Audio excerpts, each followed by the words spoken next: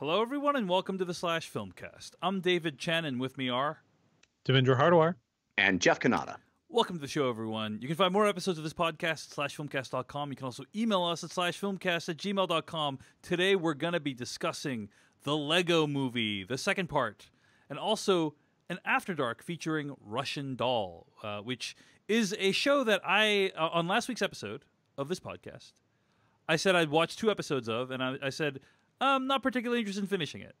And everyone berated me into finishing it. Peter Soretta, Devendra Hardawar, a bunch of people from my work, my boss's boss was saying how good it was. Listen, Dave. If you don't finish this, you're fired. Yeah, okay? I mean, Bezos got on the phone with you and was like, Chen. Yeah, that's how he talks. He calls me Chen. It's a term. I'm working on the letter right now, but before I finish, The most important thing on my plate these days is whether or not you've watched the show on another competing service. That's correct. So I did finish it. Jeff Kanata also finished it, and I think it's safe to say there's enough there to warrant us discussing it in After Dark. So Indeed. So we are going to be doing that in today's After Dark. But before we get to that, we got some what we've been watching to bring to you. So that's what we got in store for today's episode of the Slash Filmcast. Let's get to it, shall we? Gentlemen, have you heard of this documentary, Abducted in Plain Sight, which is what I've been watching on Netflix this week? We'll never watch. We'll never watch. So tell me why you will never watch. What have you heard about this documentary, Jeff? I saw the title. And that's it. So you'll never watch it, right? And Devendra, have you heard of it or seen it? oh yeah, I've heard. I remember when this movie was doing the festival run. I think like last year or 2017, and people were freaking out about it. So I'm gonna describe, like, Jeff, you're not gonna watch it, so you don't care about like plot details. Yes, is that Correct. okay? Yeah. So Abducted in Plain Sight is a documentary. It just hit Netflix, and as we've been talking about, there's this phenomenon where things hit Netflix and then they're rediscovered by large audiences, and that's happening with this movie, which is written and shot and directed by Sky Borgman. And I'm going to read the plot summary. This is a documentary.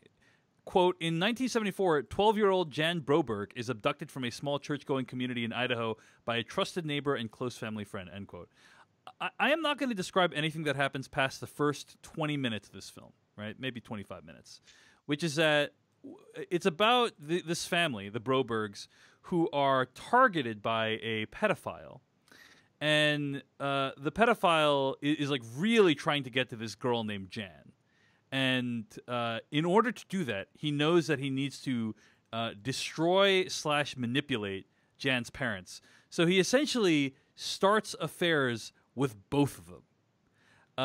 And like uses that as a way to get to Jan, because that's like what he really wants, because he is a sick and disgusting pedophile. Jesus. And that's the first 20 minutes, and it gets worse than that. Like that's where the movie begins, and it just gets more depraved and upsetting from that point. So this is what you do for fun, David Chen. You watch stuff like this. Fun is a strong word, but that is, I do spend a lot of my time watching documentaries. So this guy wants to have sex with someone so bad that he's willing to have sex with other people. Yes, to get to the. It's really upsetting. It's a kind of like depravity that we don't like to think about as existing in the world. Yeah. Right? Well, luckily somebody made a movie about it. Yeah, and luckily, like, millions of people are watching it. I mean, here is what's good about this film is that, like, first of all, it will make you scared of everything and everyone. Right? Yep. Not watching it. It will make you not trust a single person ever again. But in all seriousness, I think that, one thing that movies like this do, one way they have value, is allowing victims of sexual crimes to tell their stories, right? And to get those stories out there, and in some way for some form of justice to be done through the telling of stories. I do think that the documentary has some issues. The primary issue being that the vast majority of Netflix shows, I think, are too long, right? Like, I feel like they go on for 1 or 2 episodes too long. This is the only Netflix show I've seen, or one of the only Netflix shows I've seen, that I feel is way too short. It's 90 minutes long. these people are cruising through these plot developments at light speed. I mean, they're just like saying like all this, they're tossing out all this messed up stuff happening like left and right, and I'm just like, my mind is like, I need time to adjust to this reality, this hellish reality that you've. I think this movie, it was made before the Netflix like docs got really popular. It was made in 2017, so it was not that long ago. But I think, I mean, it was not. I don't think it was made for Netflix, right? Netflix didn't commission a 90-minute documentary.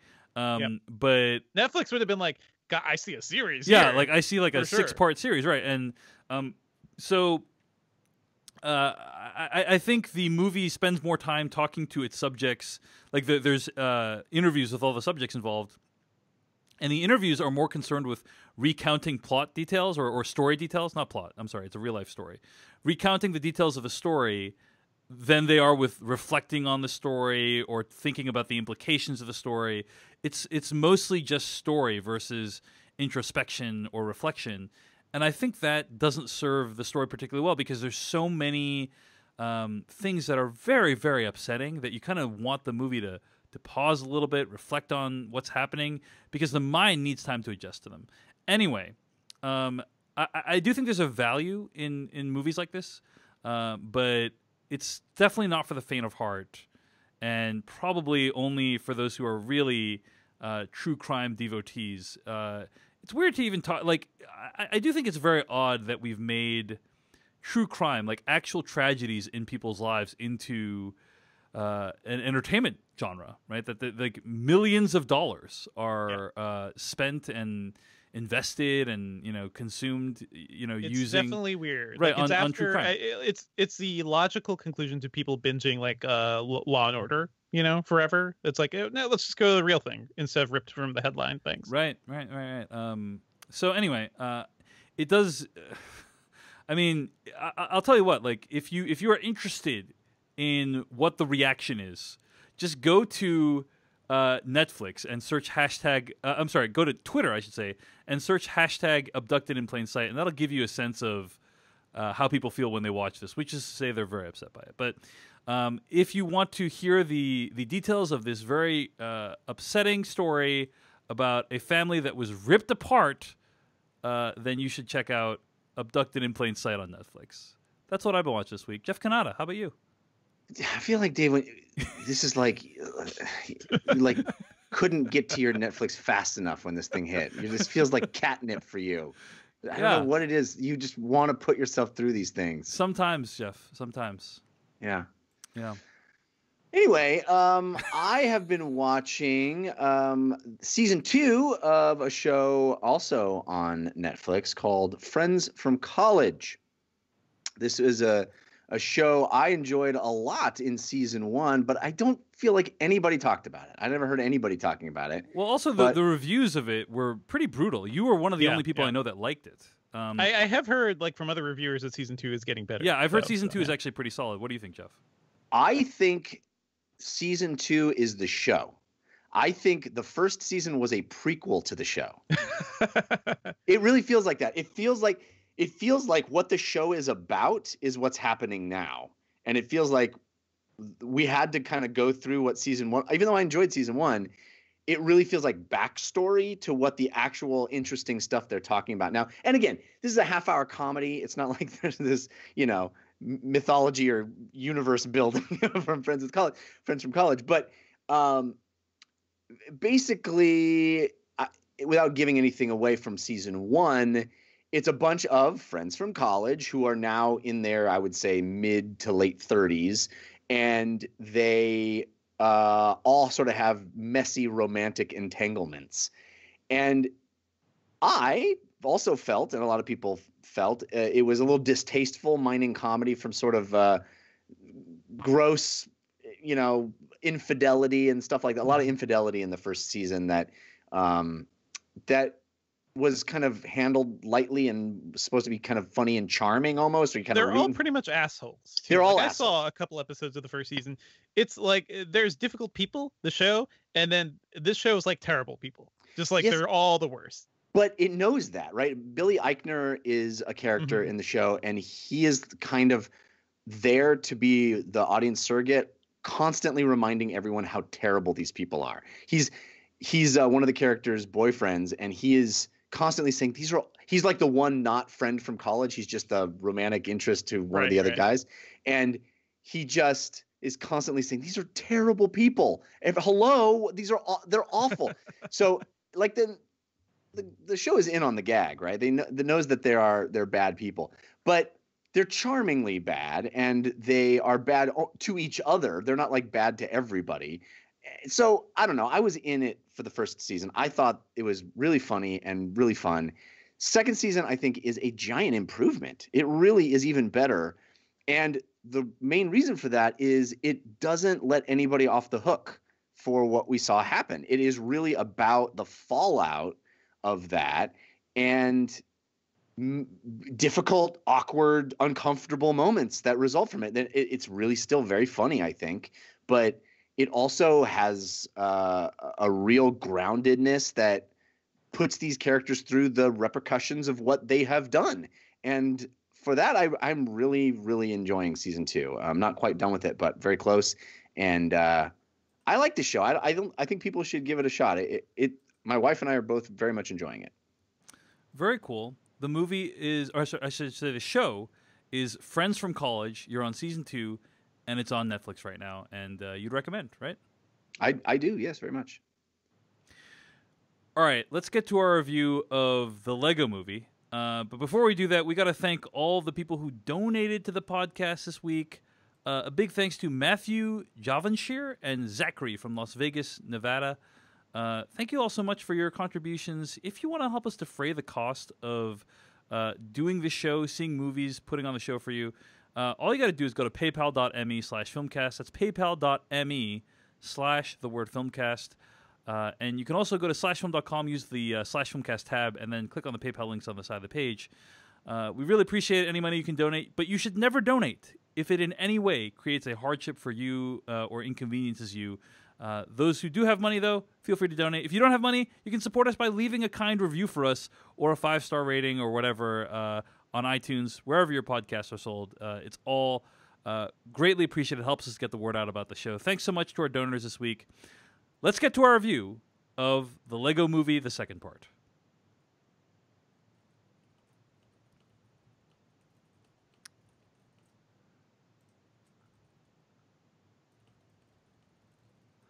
Okay.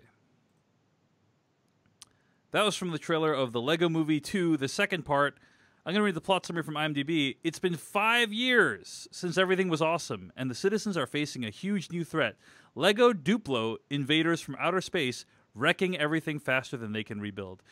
This movie was written by Phil Lord and Chris Miller, who wrote and directed the first movie, but it was directed by Mike Mitchell, so different director this time around. And it's been 5 years, and I think the question for me when I was watching this movie, right, is the first movie, the Lego Movie, took what, at its premise, was a crassly commercial enterprise and made it into something fun, delightful, interesting, and really something that didn't feel like a cash grab at all. It felt like something, they took the premise that could easily have been a cash grab and made something beautiful and hilarious out of it. So my question going into this movie was, would the Lego Movie 2, the second part, do the same thing? And so, Jeff Cannata, what do you think?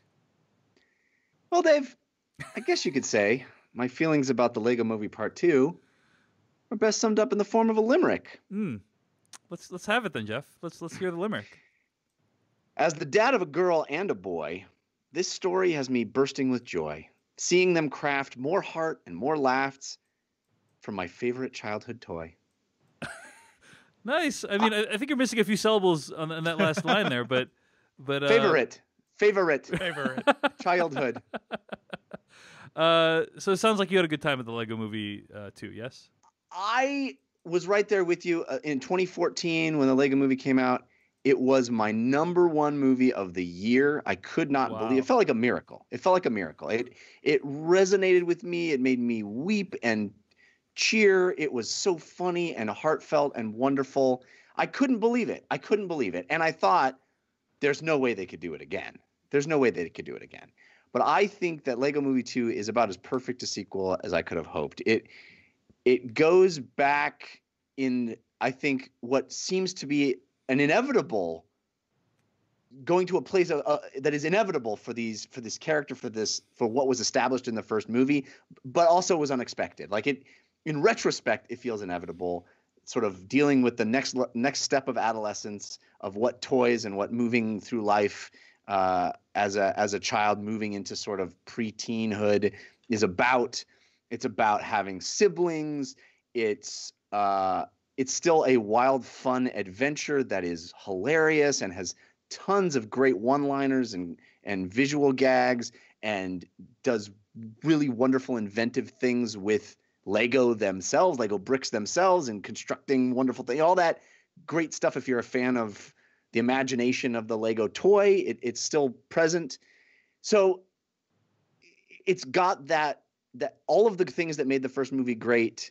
It retains that heart, the lessons. Like it's a movie that I think is life affirming, that is kind of about the world today also, and has such a positivity and a realistic but also positive look at the world. It takes the whole "This Is Awesome" song from the first one, which I think kind of came up with a phenomenon that they didn't quite see coming, perhaps, and really doubles down on it and takes a look at it with a critical eye and understands the ramifications of that. And I don't know, it's so smart and I loved it. I loved the first one, and I think this one stands shoulder to shoulder with it. It is a great sequel. Do you think it's going to be your number one movie of 2019? You're predicting it now? I don't know. I don't know if it will be my number one again, but I think it's going to be in the top 10. I think it's definitely going to be in the top. It's certainly sitting in my top 10. Here we are in February, so it's is better than Serenity, good. Jeff? I don't think that's possible. I mean, just edging out Serenity, Devindra Hardawar, your thoughts on the Lego Movie 2, the second part? Yeah, I think we all pretty much love the first movie. This one feels not as surprising, not as big a splash, but I think it is just as good. I think it does a great job of kind of maturing the themes that the first movie built up, and also continues exactly from where the first movie left off, but also updating them to a world that feels like everything is on fire, and the idea that everything is awesome just doesn't really conflate anymore. And it's astounding to me that a kids movie can kind of reflect that in a way. Like it is sort of like the message, if you had kids today, if they're actually paying attention to what's happening, or if they have questions about the news or all the crazy things they see and hear that people in power who are supposed to be their role models are doing. I think this is kind of like a good message to send out there. And also, it's also so much about siblings, as much as the first movie was about a son and a father kind of getting along. I really enjoyed it. Just didn't feel as big as a surprise. I will say, of course, this was written by Phil Lord and Christopher Miller. Like it is, everything they do tends to have that golden touch. They also wrote Into the Spider-Verse, right? We've been following their work for a while. I love that they keep doing this. They keep basically they basically keep, what's the word, exceeding our expectations. Yeah. And I think that's generally what it is. Like I wasn't super excited for this movie. I didn't even see any trailers for it ahead of time. But just sitting through it's such a fun and great experience. And I saw it in an audience filled with kids and with adults. And I think it was the adults laughing more, honestly, because they could kind of see what the movie was actually trying to say. But it was definitely just as enjoyable for the kids as well.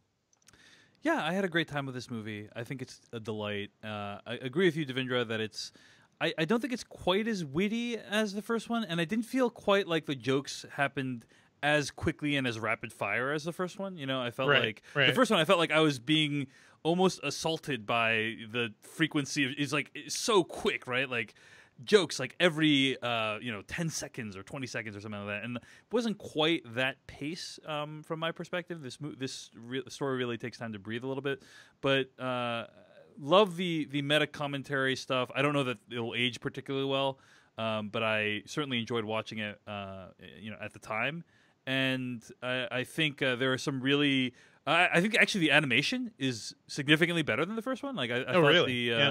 I just really love the style. I felt like this is a full realization of the Lego style. And that's most clear, I think, in the character played by Tiffany Haddish, Queen Whatever Wanabe, which is such a amazingly designed character and as amazingly executed character. I'm just like, I can't, like, that character. Essentially, the concept is that her character has almost a different form every few frames, right? I don't know that like she repeats the same form in the entire film. It certainly didn't feel like she did, and that's just like an amazing achievement in character design, in my opinion. So technically, it's dazzling. It's just super fun script, and also as you indicated, Jeff, it has a kind of great message about growing up and getting along with siblings and that kind of stuff. And I just think it's a great time. So I think there's a little bit more to discuss in spoilers, but anything else we want to mention before we get to that? No?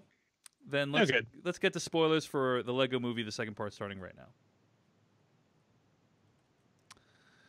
So I want to point out a couple things. I made this tweet today about how I think it's interesting this movie can be read in a bunch of different ways, right?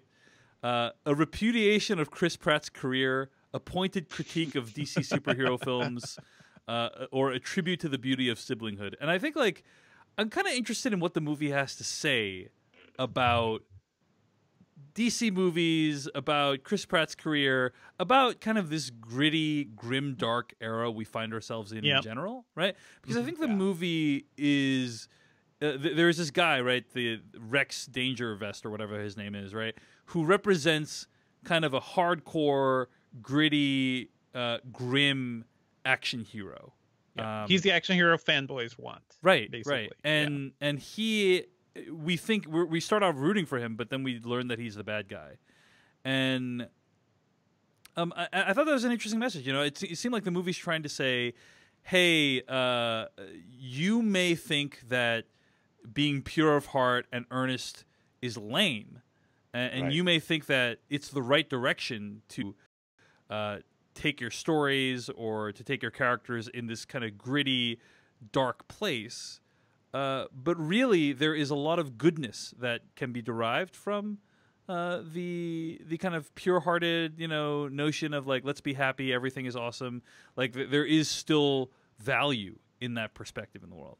That was I don't know. That's kind of what I felt the movie might be trying to say. What do you think, Jeff? Mm-hmm. Yeah. Absolutely, and I would go even farther and say that it's saying that notion of not feeling, of pushing down your open-heartedness and repressing any kind of, you know, goodness in you and being detached and aloof and cynical is perceived as being more mature, and it isn't. Right. That thing isn't growing up. That's not what growing up is. That's what young people think growing up is. That's what young people think cool is. And it's neither of those things, right? It is the villain. It's the thing that gets in the way of connection with people and doing what's right and, you know, being a hero. And I thought that was beautiful. You know, I'm the father of an older son and a younger daughter, and I also happen to be an older brother with a younger sister. So even though my kids aren't quite old enough to have these interactions yet, I already see my older son wanting to smash, you know, like his superpower was that he could smash things. And my older son already kind of sees my younger daughter like messing with stuff and wants to smash it and break it and take it away from her and stuff. And, you know, I lived through that in my own life as being an older brother and the younger sister. My sister and I got along very well, but the point that this movie is making of, you know, you're not more sophisticated, you're not more mature, you're not closer to being grown up just because you can be detached and aloof and cynical and break stuff. And, you know, that I loved that message. I think it's beautiful. I've often said that, you know, wholesome is the new punk rock, right? Because it's so easy to be cynical these days. It's the default position. Everything is, you know, full of cynicism, full of detached, you know, the South Parkification of the world, where everything is lame, everything is worthy of your satire and disdain, and nothing that you put your heart into deserves it. There's no reason to put your heart into it. It's internet culture, right? It's everything is for the lulz. It's your fault for caring because you shouldn't care about anything. And I've often felt that caring is super punk rock now because nobody does it. And I love that this movie is making that same point, like care, invest, be present, try all those things that have gone out of fashion tragically. This movie is in support of, and it expresses it in a beautiful, fun, adventurous, and funny way. I think it's also interesting that these movies were made by Warner Brothers, which also makes the DC superhero films, and it almost felt like this movie is directly addressing movies like Man of Steel and Batman v Superman, right? Most definitely. That the DC movies have, in general, gone more in the direction of what you just said, Jeff. Right? That if you go from Man of Steel to Aquaman, it's started at like super dark, super gritty, super upsetting, a lot of brooding. To my man, I also love that they got the real life Aquaman, his 2 catchphrases into this movie. That was very delightful, to see that, to see Aquaman in the movie. Random Bruce Willis cameo. I thought that was like funny. I'm not sure exactly why he's here, but it kind of came out of nowhere. He also sounded like he was having more fun there than in Glass. That's true. The DC movies have gotten more in that direction. I think that's a good thing, but certainly it was not always that way. And I did think it was like kind of a pointed message about those early DC movies. The ones after like the Dark Knight Rises kind of thing. And even the Dark Knight Rises, one could argue. So, so I thought that was interesting. But also, what this movie is trying to say is that nothing that Chris Pratt has done after Parks and Recreation is of value. Right? I think that's another message you could easily get. I think there's also a thread of gender relations. The idea that. I think nerd culture in general. I mean, it's no coincidence that Batman is, given a sort of pink uniform and made to get married, and sort of that's a sign of him losing. It's like we have to stop the marriage of Batman. I think there is ways to read this movie as a repudiation of these insular cultures that endeavor to keep women out of them, to keep women away, and not think that they're worthy of being comic book fans or genre movie or TV fans or whatever. Because Emmett's ultimate act is to annihilate the gigantic pink cake, right? Right. And that is seen as like a bad thing, right? That he has committed the ultimate crime at that moment. Couple things I want to highlight too.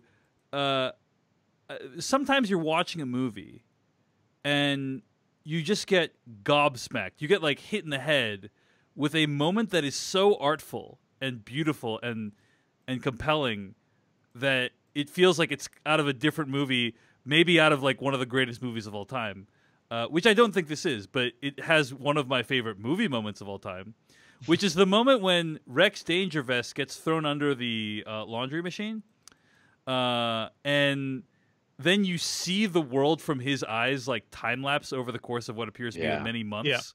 Yeah. And I was in awe of that sequence. I mean, I was just like, this is so incredible. How this filmmaking is just so incredible. You know what I mean? Like that it just is visually the way it shows the passage of time and like how that affects him. You feel the impact of those, what in Lego years is probably like lost years, but in reality is probably like, a few weeks or whatever. Yeah. And I also took that as like a statement of a lot of nerd culture too, because the way this kind of happens, right? These cultures are very insular. It's typically guys alone in their rooms trying to bond over like these things on Reddit and other forums, but it's very insular. It's not very like there's not much of a group aspect to it other than talking with other dudes about how badass certain things are. And I found that kind of interesting too. Like that isolation is what breeds it. He's not a bad guy. He's just kind of it's the isolation that created the badness, right? Yeah, it's a great point. Yeah. Guys hang out in their own rooms. They like record podcasts and stuff like that. Yeah, never see the world. They just never. It's rough. They never go outside. They just like spend all the time on the podcast. I have no idea what any of that's like, though. Any other thoughts on the movie? Maya Rudolph makes a nice cameo. I thought that was pretty funny. The part where she steps on the thing, steps on the Lego piece, and she like compares it to childbirth. It had me roaring, dude. That was really funny. I love the meta. I love that the meta moments extended even to the real world when she's like, "Look, I'm not the bad guy here. I'm more of a amusing side character," And I thought that was a delight as well. And then there may be nothing more brilliant ever in movies than Your Mamageddon. That's the most brilliant thing. Yeah, it's very good. We have to stop the Your Mamageddon. Come on, that's so good. I also thought it was kind of interesting when the movie ended and like almost prematurely. You know what I mean? And you think the movie's like just gonna end there, and I thought, wow, that would have been bold, right? That would have been bold if it ended right there, but it didn't. That would have been something. Yeah. I hope for the next one though that they move forward, because they're showing us more and more of the real world than we ever saw in the first movie, right? So now we get a sense of like who this family is, and they have a bigger house and everything. Let's go full Toy Story with this in the next movie. And I also want to see this family, with Will Ferrell as father. And clearly couldn't be bothered to come in. he literally phoned in this entire. Phoned it in. It's fine. But I feel like that could be a really fun movie too. Or something. Yeah.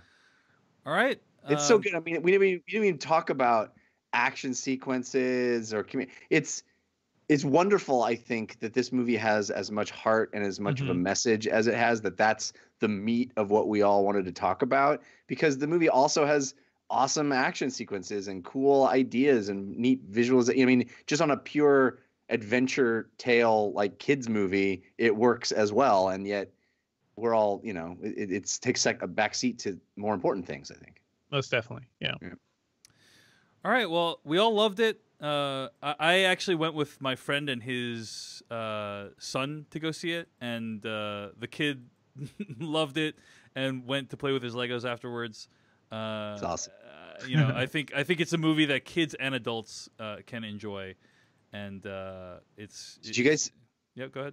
Sorry, Dave. I didn't mean to interrupt you. Did you see they have put out the Statue of Liberty playset, and it is the new record for most pieces in a Lego.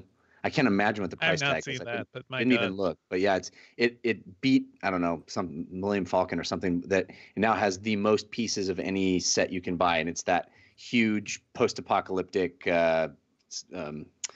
Statue of Liberty leaning to one side base that they start in.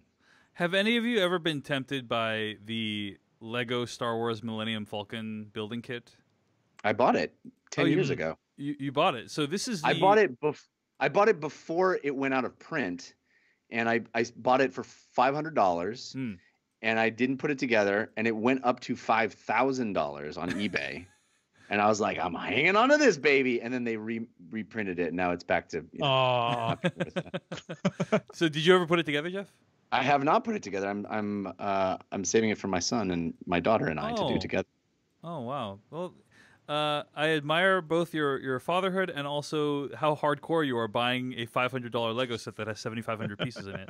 Well, I'm sure the universe will smack me down and both my kids will be completely uninterested in Star Wars. And, you know what, Jeff? I'm going to put this out there. If your kids don't want to put it together with you, I will. All right? But then I have to adopt you, and it's a whole messy situation. I'll just come down and visit, and we'll make a project out of it. All right? I think that sounds delightful. Let's just do this. Screw my kids. Let's just do that. All right. Anyway, that's going to bring us to the end of our review of the Lego Movie 2, the second part. But stick around for our After Dark about Russian Doll. You can find more episodes of this podcast at /filmcast.com. Email us at /filmcast@gmail.com. Our spoiler bumper comes from filmmaker Kyle Hillinger. Our theme song comes from AdamWarrock.com. Stay tuned to hear what we'll be discussing next week. In the meantime, Where can we find more of your work on the internet this week, Jeff Kanata? Well, you can follow me on Twitter. I'm at Jeff Kanata, which is spelled with 2 N's and 1 T. And I also do a video game podcast that's called DLC. And you can find that anywhere you get podcasts or by visiting 5by5.tv/DLC. Devindra Hardawar? Oh, you can find me on Twitter at Devindra. I write about techandgadget.com, and I'm also doing a Tech Q&A podcast at nomoretech.net. That's no with a K. And you can find all my stuff at davechen.net. I'm also making 2 YouTube videos per month at youtube.com/DaveChensky. That's Dave Chen, SKY. Be sure to subscribe. There's some good stuff there already, and there's going to be more great stuff coming the rest of the year. Thanks for listening to this week's episode of the podcast, and stick around for our After Dark about Russian Doll. Okay, shall we just keep going? Sure. Yeah, are we doing any non-spoilers for this? I mean, yeah, we can. I don't know. I think we just like the intro. Like, please watch this and try not to spoil yourself. Yeah, because okay. I think it's worth going in. Let's do this. All right, everyone. It's time for the After Dark, where we talk about a variety of random topics. And today we're going to talk about Russian Doll on Netflix, which is the 8-part series starring Natasha Lyonne as Nadia Volvikov. And we'll just say right up top that we'll say a few brief words about the show, and then we're going to have to dive into spoilers because it's basically impossible to talk about without spoilers. I will say that, first of all, I really didn't like the show after episode 2. I thought, I'm not going to finish it. It's like feels like a really warmed over, crappier version of Groundhog Day. But then I got to episode 3, and from that point on, I was hooked. Right, so I am right in the same boat with you, Dave. I found the first 2 episodes really interesting, featuring a bunch of characters that I did not like and did not want to know more about, and found kind of distasteful and not fun. And then episode 3 happened. So, regardless of what you think about Russian Dolls, if you're considering watching it, watch at least through the end of episode 3. Yes. Sure. Yeah. It's literally the end of episode 3, and see if it hooks you at that point. If not, Peace out of there. There you go. But I'm all glad you 3 guys of us kept going. Yeah, all 3 of us got through the entire series, and I would say it was time well spent. You know, I enjoyed it quite a bit, and found that it did some really interesting things with the Groundhog Day repeating concept. I agree. So, it is it's better than it starts out with, and I ended up very much glad that I watched it. And it's only half-hour episodes, and there's only 8 of them, so it's not a huge time commitment either. Yeah. It's like an extra long movie, basically. Yeah. All right, so let's get to spoilers for Russian Doll starting now. So, yeah, I think there's so many interesting, great things about this show. Right? Can I ask you guys, so, like, what was the turning point for you? Like, specifically, because I just kind of, I was so into it from the beginning. I just kind of rushed through the first 4 episodes in one sitting. So what was the turning point at the end of episode 3 and everything that really made it interesting to you? The fact that there's a second there's a second person going through the Groundhog Day as well, right? Yeah. I mean, that's something I've never seen with this formula before. And for me, the whole time I was just like, I really don't care for these people, but I like this. I don't want to say sci-fi, fantasy, whatever the fantastical element is. I like, and I want this to pay off, but I'm afraid it's not going to. And I'm afraid this is all just going to be a character study of characters that I don't particularly like. And then that second character came in, and I went, oh. And then episode 4 is like starts with him. It's all about him. It's like. You know what's funny is that Netflix is actually, there are trailers for both characters. So there's a trailer for the guy, and there's a trailer for Natasha Lyonne's character. I've never seen the one for the guy before. Yeah, at one point I was just like browsing through, and they showed the guy's trailer, and it was just like his whole story at the beginning, and then Natasha Lyonne pops up at the end. So they weren't trying to hide that, I think, is what's really interesting too. But I do agree, like once they added that level of complication to it, it's like, oh, now we're getting somewhere. Now that is interesting. Well, it starts off as a show that you think of as Groundhog Day-esque, but it ends much closer to a movie like Your Name, which I think is like it's about like 2 people who otherwise would have absolutely no reason to interact with each other, being profoundly connected and then like changing as a result of that connection. And that is just it's an awesome idea and difficult to pull off, and the show pulled it off, right? And that's like a really impressive achievement in my opinion. So Most definitely. so yeah, it's when there's another dude, and here's what also is interesting about her is it's one of the only shows that I think that really tries to make a good faith effort at explaining what is going on, right? Like, why is the repeating day happening? And like, what are the mechanics of the repeating day? And like, exploring that is really interesting to me, right? That I'm not so sure it does that too well, but well, okay. at least they, like it brings up some interesting concepts. yeah, I like think, she's saying like it's Yeah. hilarious. She says, "Hey, I have a lot of theories as to why this is happening. Like, my leading theory right now is that we're the same person." Right? And I thought that was so funny, and she's which would be kinda, every film nerd's first guess. right. She's breaking the fourth wall. She's kind of saying like, here's the things that you might be thinking are happening, right? Which is that we're the same person. But I don't think the movie actually explains. It's true. It's true. what's The movie doesn't going actually on. explain like why this occurred. Right. It But makes I think a lot of explicit their the hunches pay off. yeah. Yeah. It makes explicit the moral reason why it occurred, right? But it doesn't. It doesn't say like, oh, there was a quantum jump in space time and Right. blah blah. It doesn't. You're right about that, Jeff. So No, but I mean, even farther, I would say there's a lot of red herrings. There's a lot of stuff that seems significant that it sort of just lets. Like, there's a bunch of imagery with regard to mirrors that seems significant that kind of doesn't ever really get explained. There's, people start disappearing, which is sort of like a ticking clock, I guess, sort of like a Marty McFly's photograph in Back to the Future. Yep. But which is cool, but I kind of wish there was more ramification to that. And there's also like, I mean, if you really think through what happens, which is cool at the end. I dig the end in the sense that they both get stuck in their own timelines with the other half that, like, their timelines interlocked for a long time and then split apart again. But if that's true, if they both had to save each other in their own timelines, it means every timeline that they experienced also is a legitimate timeline. Oh yeah, yeah. And so all the fucked up stuff that they did, people lived through. Right. Like, yeah. there's a timeline when her surrogate mother literally killed her dead, and that is the reality for that person. Yeah. That's harsh. That's dark. Yeah. Agreed. I mean, I always felt that way about Groundhog Day as well. By the way, that all those like timelines were one thing, and like, yeah, like it's it's funny. I always thought Groundhog Day was just happening for him, and he was like, he kept resetting and resetting and resetting. And those people didn't live on. It just was like he was a record that was repeat scratching or whatever. I think for all these movies, you could make that argument basically. Like, well, but this Death movie's like Day and all the explicitly says these timelines are I kind of love ongoing. that. It's like, hey, by the way, you've been watching this this conceit for decades now. What if, by the way, it's not just all fun and games? The universe continues. These people have to deal with the deaths of people they love, and this has happened many, many times. I love the whole disappearing people thing and things kind of breaking and disappearing, by the way, because the way they explain it was just so simple. It's like time is relative.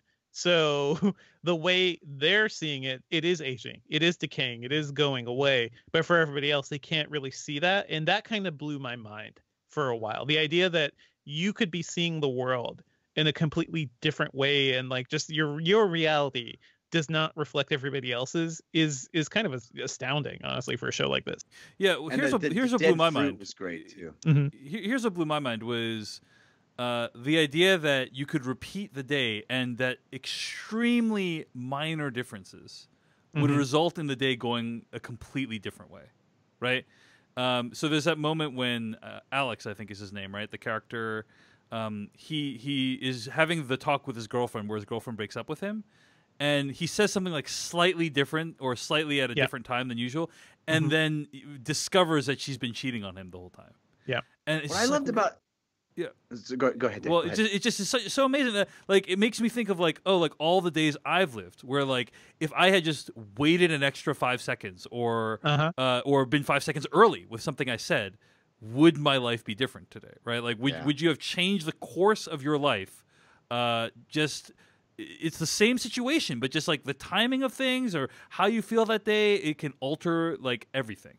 So true. The way the show brought that out, I thought was really astounding. So go ahead. Butterfly Jeff, flaps its wings. Butterfly flaps its wings. Yeah. I loved a take. You know, this at this point is an established genre of this Groundhog Day phenomenon, right?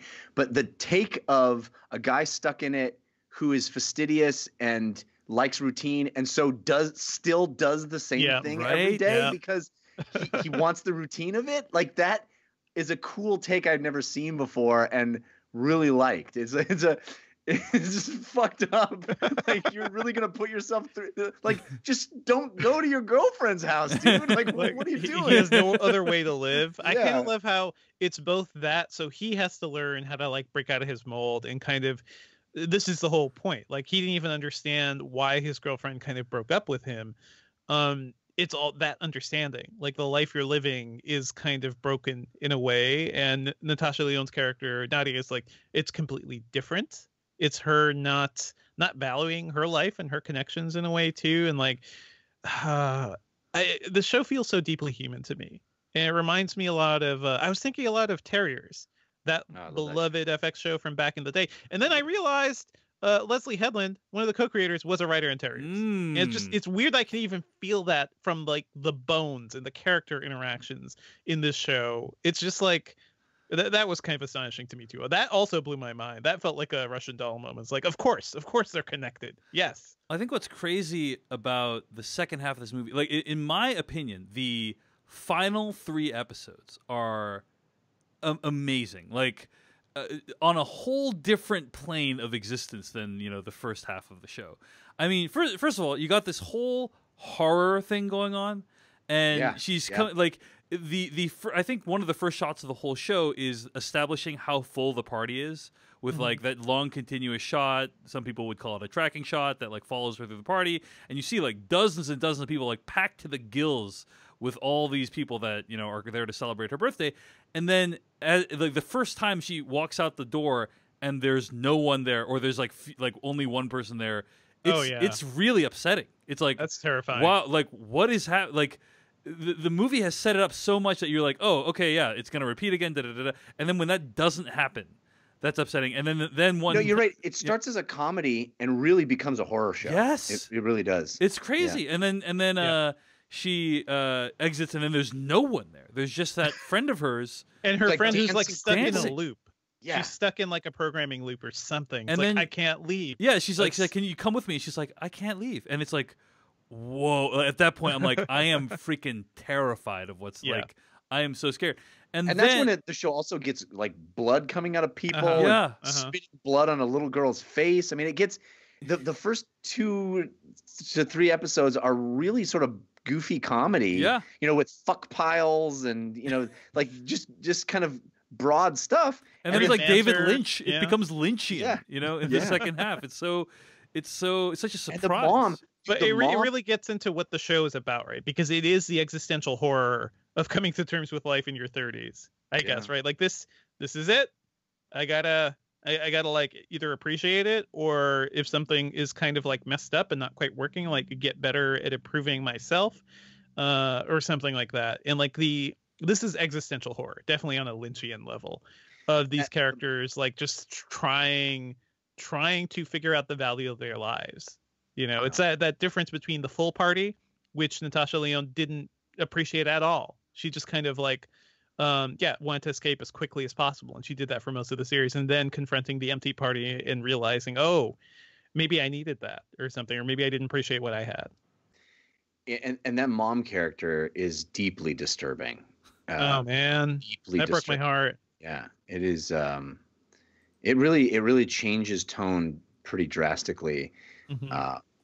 And it, you know, it even within individual timelines, it's like there's a moment where I can't remember the guy's name, the dude who's, you know, cheating with Beatrice, and then he shows up at her house with his kid, and he's like a really good guy for one time. Well, at least in that moment, that was so weird when it was like, oh, they're all getting along. That was a little weird. It was odd. But I did think that last episode had several really amazing moments. The opening shot where it's kind of like overhead and you see their worlds like colliding, like the fly goes through the wall and emerges the other side, and all the split screen stuff. was so good. All the split screen stuff when the you four realize quadrant split screen is something. Yeah. When you realize that they're kind of in their own different realities, it's like both terrifying. But then when they realities finally come back together again, it's such a beautiful, compelling moment.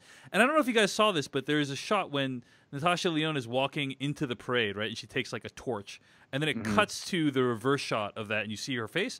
And there's two Natasha Lyonne stand-ins like that kind of pass by her on her left and her right side.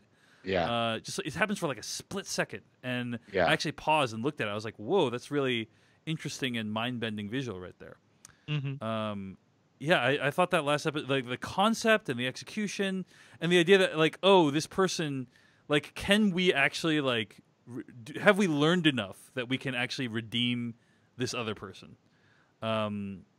be selfless enough to help them out? It's such a beautiful sentiment, you know, and that is executed so well. So yeah, this is like it is the Lego Movie 2 for adults, basically. Like it is all about like helping each other and trying to lift each other up. And you see somebody in need, and there's that split second. Like, do I help this person, or do I just keep walking and go on with my day? And like you think about like, oh man, if I stop and help, and if this is serious or something, like this is gonna take up time of my day, and I was gonna go see a movie or something. Like I got work to do.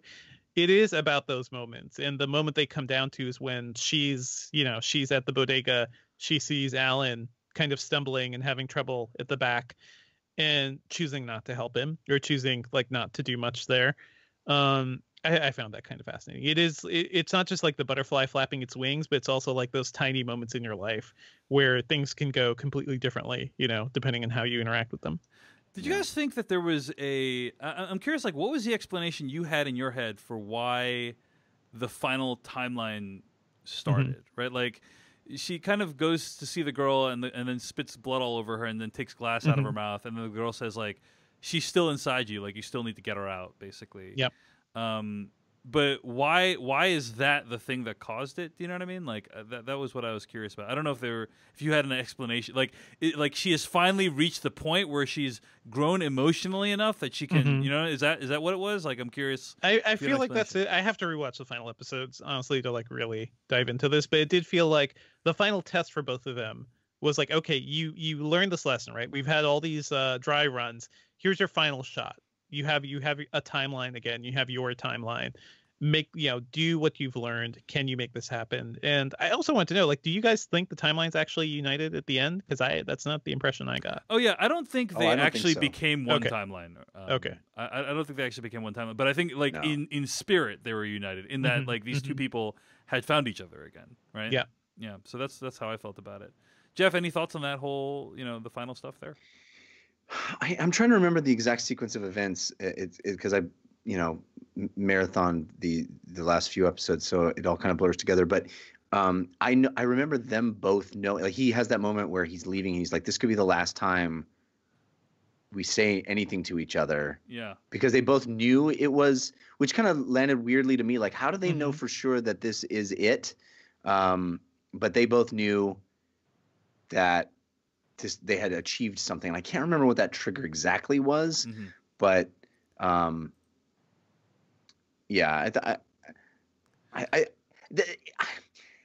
much as I sort of came to appreciate the show in the last few episodes, it's still a little clunky to me in some of the execution. I agree. And I still think it gives time to things that it didn't need to, and could have emphasized other things that would have made it clearer.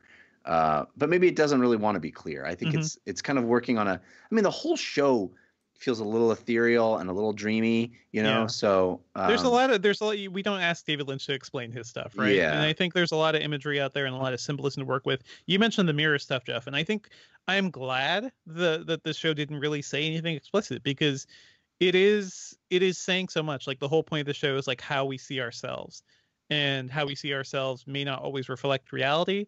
It may be like our perception may be off, and that kind of harms how we act in daily life or something. There's a lot of that. Reflection is like a major theme, not just how we see ourselves, but how other people see us. There's a lot of I think somebody already wrote a big deep post, like trying to decrypt the symbolism. I think it was Matt Zoller Seitz. So yeah, look around for that. I'm sure this is gonna be a show that we're gonna be decrypting just like the best Lynchian stuff for sure.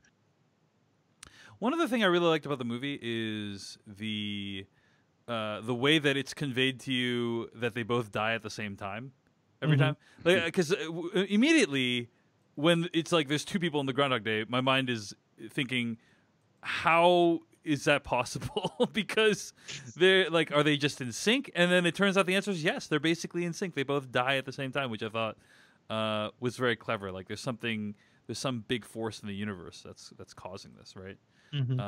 So I thought that was another needle that this movie had or this show had to thread that it did a pretty good job of. So okay, any other thoughts? I mean, I think overall, Jeff, right? Like we were really glad that we brought it back. That we I'm so glad you guys finished it up. Yeah, it's uncommon to have that big of a pendulum swing for me. Yeah.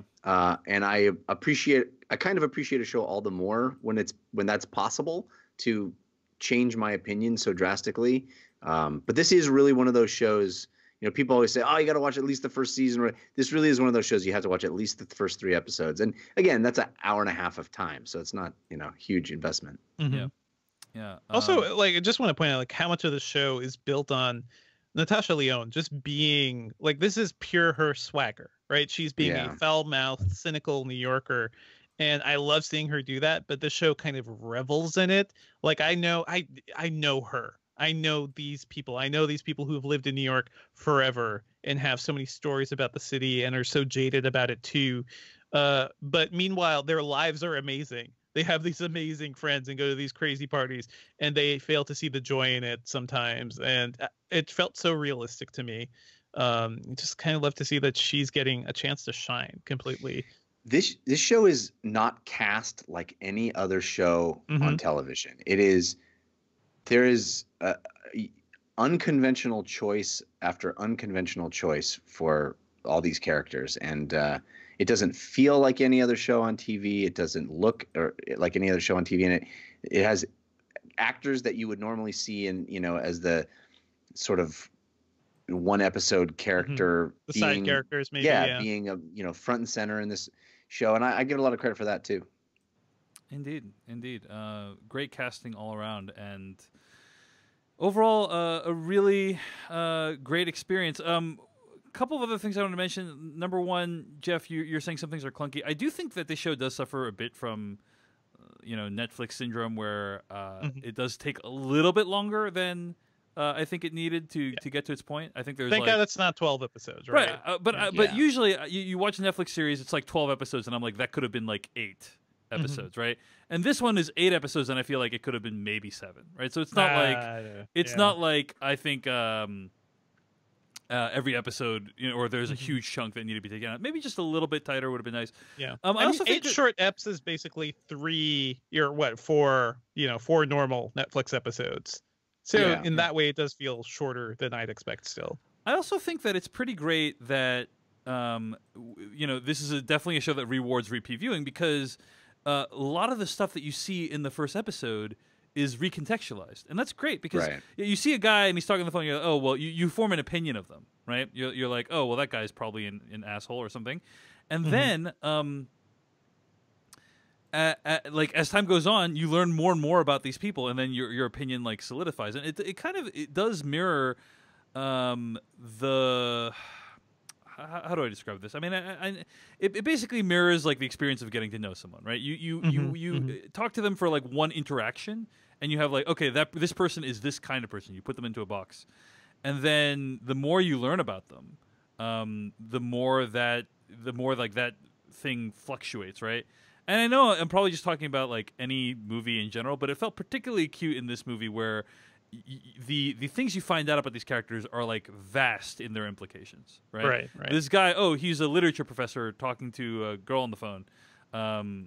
He sounds kind of douchey. Like that's your first opinion of them. Then later you realize, he's the one that's cheating, and then he's like a sex addict, right? And then it's like, like he's really, really terrible, right? Yeah. And that's like it's like you're making these like conclusions by leaps and bounds at that point. It's not like you're like, I had a coffee with him and now I think he's also funny a little bit. Like it's really interesting the way the show does character building. So Anyway, I think Even that's it. assholes have humanity, basically. right. That's right. Yeah.